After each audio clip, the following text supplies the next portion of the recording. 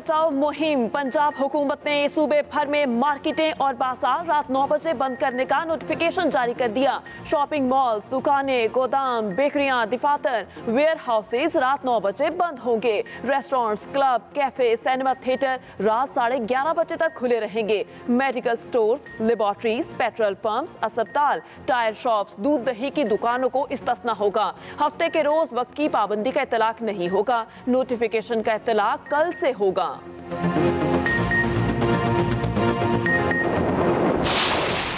ताजरों ने पंजाब हुकूमत का एकतरफा फैसला मुस्तरद कर दिया। ऑल पाकिस्तान अंजुमन ताजरान और कौमी ताजर इत्तेहाद ने फैसले को माशी कत्ल करार दे दिया। मार्केटें रात 9 बजे बंद करने के खिलाफ सरापा एहतजाज। 8 जुलाई को हड़ताल का ऐलान।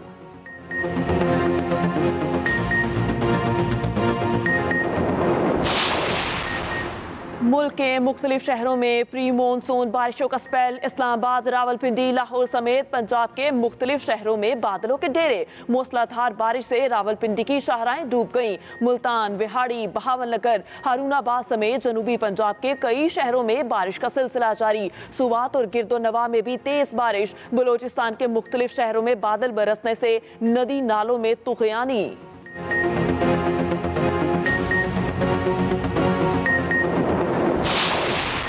वज़ीर आज़म का आर्मी चीफ समेत मुतालिका ओहदेदारों को टेलीफोन FATF शराइत मुकम्मल होने पर मुबारकबाद दी। शहबाज शरीफ ने जनरल हेडक्वार्टर्स में कोर सेल के क़याम के आर्मी चीफ के फैसले को सराहा। वज़ीर आज़म का बिलावल भुट्टो, हिना रब्बानी खर, मिफ्ता इस्माइल को भी टेलीफोन खराज तहसीन पेश किया।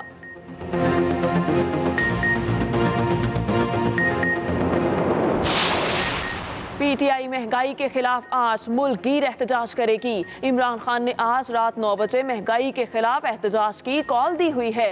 इमरान खान वीडियो लिंक के जरिए मुख्तलिफ शहरों में कारकुनान से भी खिताब करेंगे।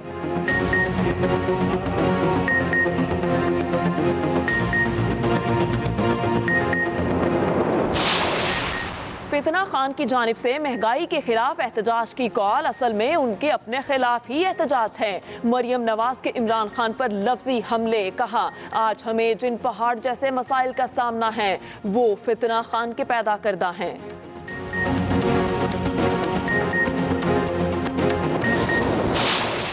अपनी सियासत कमजोर करके पाकिस्तान बचाने की कोशिश की।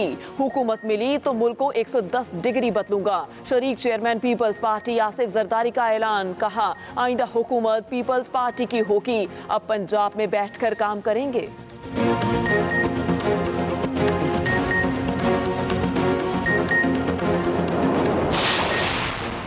ट्रेनों के किरायों में एक हफ्ते में दूसरी बार इजाफा। मालबरदार ट्रेनों के किरायों में 10 और मुसाफिर ट्रेनों के किरायों में 5% इजाफा। 14 जून को भी वजीर रेलवे ने ट्रेनों के किरायों में 10 से 15% इजाफे का ऐलान किया था।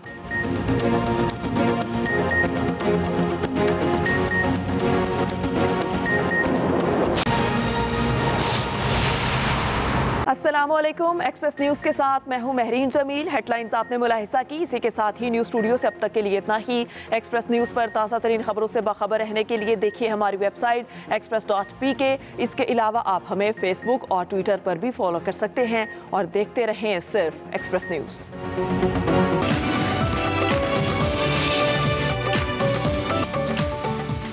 बिस्मिल्लाहिर्रहमानिर्रहीम, अस्सलामुअलैकुम and a very good morning. Espresso में आपको खुशामदीद कहेंगे और ये चीज़ें समेटते हुए इमरान और चाय पीते हुए ये है इमरान हसन और ये है इमरान हसन। इस उम्मीद और दुआ के साथ कि आप बिल्कुल ठीक ठाक हैं।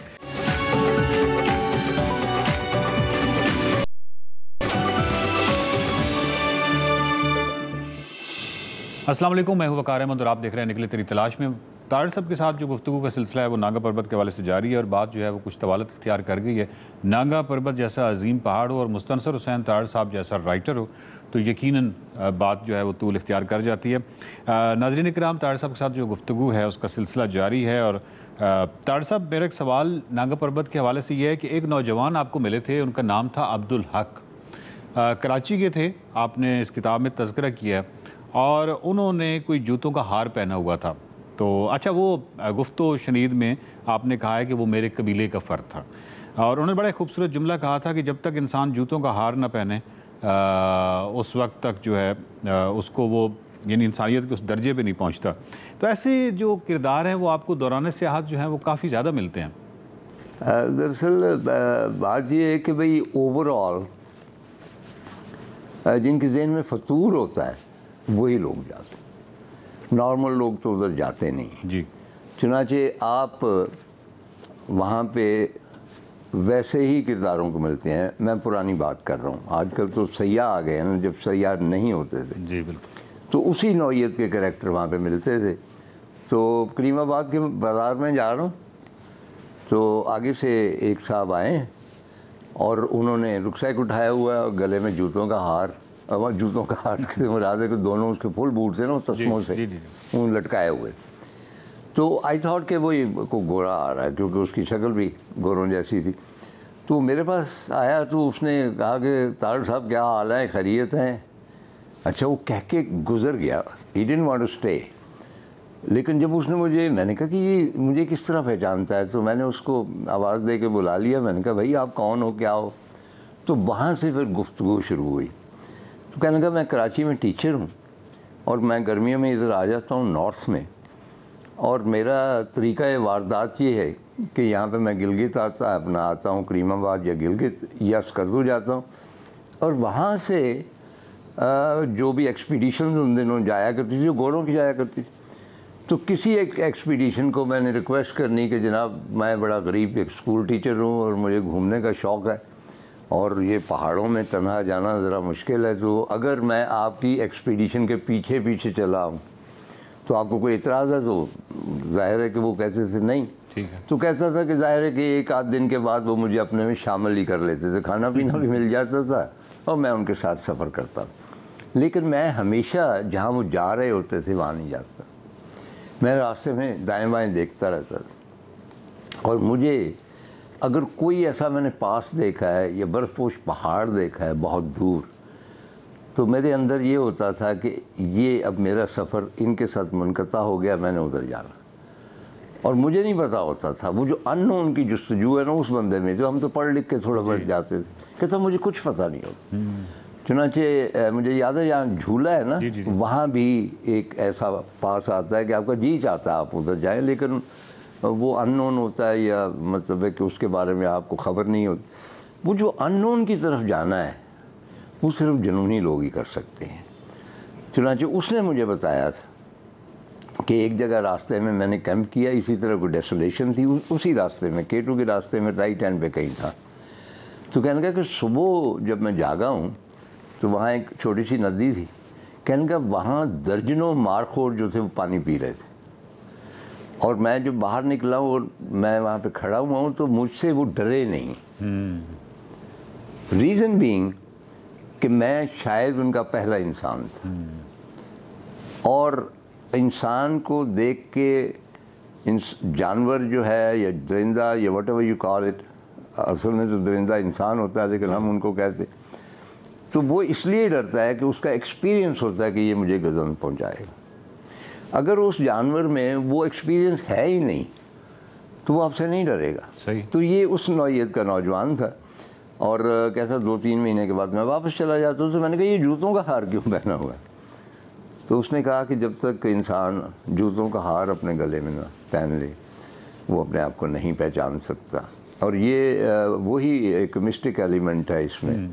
वो बुल्ले शाह भी यही कहता है और बाकी भी यही कहते हैं कि जब तक आदमी अपनी अना को ना मारे और अपने आप को हकीर ना, जिस तरह अब वैसे ही मैं आपको बता रहा हूँ कि एक दफ़ा मैंने पढ़ा कि जी थाईलैंड के जो प्राइम मिनिस्टर हैं वो बहुत पॉपुलर प्राइम मिनिस्टर थे, तो वो रिटायर हो रहे थे, तो उनसे पूछा गया कि रिटायरमेंट के बाद आपका क्या इरादा है? तो उन्होंने कहा कि जी मैं जाऊंगा फ़लाँ खानकाह में और वहाँ एक आर्डनरी भिक्षु की मानंद मैं वहाँ पे गेरुए कपड़े पहन लूँगा और मांग के खाना खाऊँगा।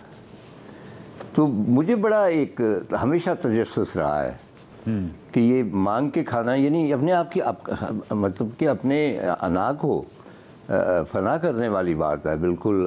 यानी हकीर हो जाए आदमी तो तभी हाथ फैलाता है। तो मुझे भी एक था शौक़ कि शायद मैं कभी किसी खानकाह वगैरह में दाखिल होकर एक्सपीरियंस तो करूं कि इससे क्या हासिल होता है। और मैं बहुत ज़्यादा हटूँगा नहीं, एक ड्रामा था एक हकीकत एक फसाना, तो उसमें मैं किरदार अदा कर रहा था एक साफ़ी का। तो उस एपिसोड में मैं फ़कीर बन के लाहौर की सड़कों पे मांगता, और वो जो एक्सपीरियंस था वो मैं बिल्कुल शॉर्ट में आपको बताता हूँ कि वो कपड़े वपड़े पहने और वो दाढ़ी लगाई, उससे वो फ्यूम से मेरी आंखें और भी सुर्ख हो गई। मुझे जेन्युइनली पैसे मिले, ये नहीं लोगों ने दिए, लेकिन मुझे अब तक याद है कि जब मैंने वो किशकोल फैलाया हुआ था, उसमें जो पहला सिक्का गिरा था ना, उसकी खनक ने मेरी तमाम अना को जो था किरची किरची कर दिया। I was finished as a human being. इसीलिए कहा जाता है कि जो आदमी हमारे दीन में भी अगर हाथ फैला देता है तो उसको दो। तार साहब, अभी गुज़श्ता दिनों पिछले हफ्ते मैं रायकोट पुल पे था, रायकोट का जो पुल कराक्रम हाईवे पे, और आपकी याद आई, आपकी किताबों की याद आई। हर किताब में ही रायकोट का तज़किरा आ ही जाता है। तो रायकोट का पुल और दरियाए सिंध की गहरी गूंज नामी चैप्टर्स होते हैं आपकी किताबों में।